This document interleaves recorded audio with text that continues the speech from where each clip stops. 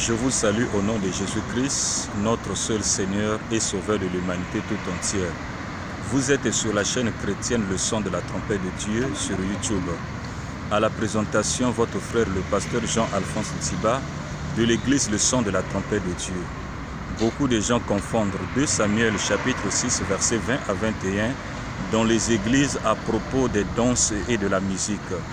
Oui, de la même manière que nous devons nous habiller, parler avec modération, s'habiller avec modestie, avec pudeur, nous devons aussi, dans la communauté, avoir des danses qui reflètent la simplicité, qui reflètent la pudeur. Bien-aimés dans le Seigneur, mais ce n'est pas le cas. Nous constatons aujourd'hui, ce sont des constats que nous faisons et nous sonnons de la trompette pour que les âmes du Seigneur, parce que les âmes dans les églises n'appartiennent pas à un pasteur, les âmes appartiennent au Seigneur.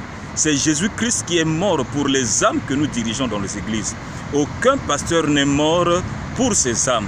Raison pour laquelle nous sonnons de la trompette afin que ces âmes comprennent certaines choses que jusqu'alors elles n'ont pas encore saisies. Oui, bien-aimés dans le Seigneur, le constat fait dans certaines églises, certaines églises ressemblent aux boîtes de nuit, certaines églises ressemblent aux bars dancing, certaines églises, leur orchestre ressemble, leur chorale ressemble aux orchestres de ce monde. Et nous voyons même les rythmes des orchestres du monde dans l'église. Et les gens dansent, les gens sont contents. Les gens se disent que oui, les danses proviennent du ciel. David a dansé jusqu'à être nu. Qui vous a dit que David était nu dans 2 Samuel chapitre 6 versets 20 à 21? David n'était pas nu, bien-aimé dans le Seigneur. Nous ne devons pas mal interpréter certains versets bibliques pour notre profit. C'est ça le mal de certains prédicateurs de la parole.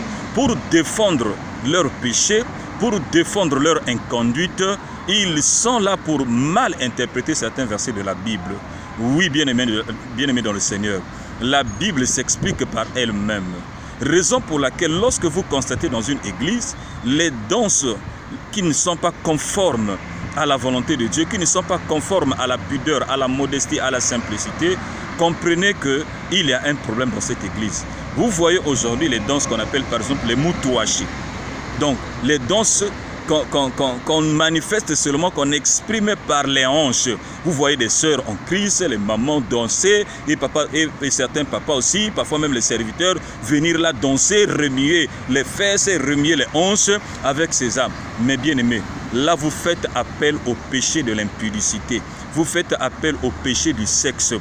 Bien aimés dans le Seigneur, comme vous voyez, votre pasteur, les prédicateurs, danser de la sorte, des danses obscènes, des danses qui manquent de la pudeur, qui manquent du respect. Bien-aimés, comprenez que vous êtes dans une morgue spirituelle. Vous n'êtes pas dans une église dite de Jésus-Christ. Parce que la finalité de ces danses vont vous inspirer au péché du sexe. Vous allez pécher contre votre corps parce que ça va vous entraîner à avoir des pensées, à voir comment est-ce que certaines sœurs sont en train de remuer leurs hanches et ça va vous donner des appétits sexuels. Que l'on ne se trompe pas.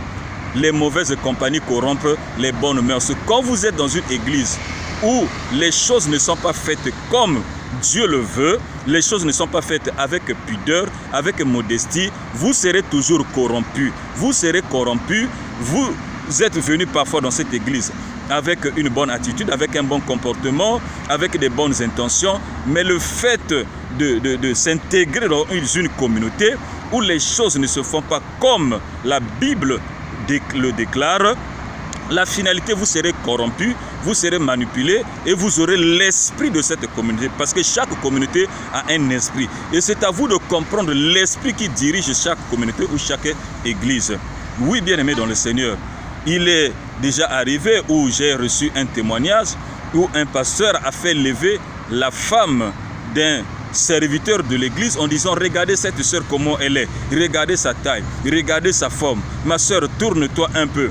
Et son mari était là. Mais je me suis dit, franchement son mari est aveugle. C'est une façon de dire qu'il y a un problème entre ce pasteur et cette sœur. Il y a un problème. Je ne peux pas accepter qu'un pasteur fasse lever ma femme, dire regardez cette femme, regardez sa forme, regardez sa taille. Ça, c'est le péché de la convoitise, bien-aimé dans le Seigneur.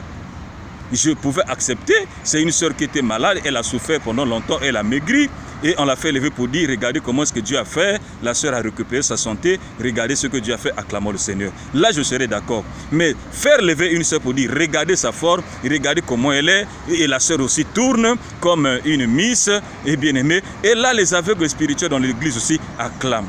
C'est une honte, bien-aimé. C'est une honte. Quand vous voyez ce genre de choses dans une église, prenez votre Bible, votre sac, fouillez. Fouillez, votre salut est en danger. Bien-aimés dans le Seigneur, faites attention avec la musique dans les églises. Faites attention avec les rythmes. Faites attention avec les danses obscènes, les danses qui manquent de la pudeur. Sortez dans des endroits pareils qui sont des morgues spirituelles. Que Dieu vous bénisse. C'était votre bien-aimé, le pasteur Jean-Alphonse Ntsiba, de l'église Le Son de la Trompette de Dieu. Shalom, shalom et shalom.